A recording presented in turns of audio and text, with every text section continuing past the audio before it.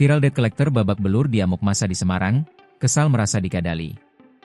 Beredar di media sosial sebuah video yang memperlihatkan dua debt collector babak belur diamuk massa di pinggir Jalan Raya Semarang Purwodadi, tepatnya di pertigaan Kecamatan Godong, Kabupaten Grobogan, Jawa Tengah.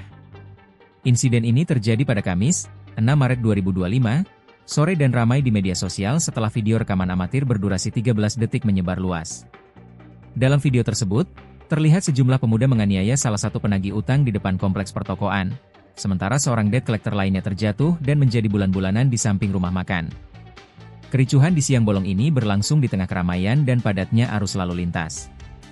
Berdasarkan informasi yang dihimpun, kemarahan massa dipicu usai dua debt collector itu menarik paksa motor matic yang dikendarai remaja setempat pada awal Senin, 3 Maret 2025. Awalnya motor yang dikendarai anak laki-laki warga Godong sini dicegat dan direbut paksa oleh dua debt collector tersebut.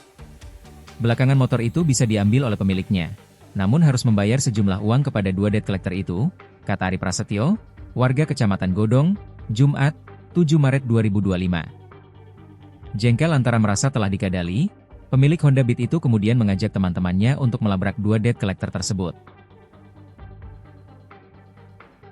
Download Tribun X sekarang, menghadirkan lokal menjadi Indonesia.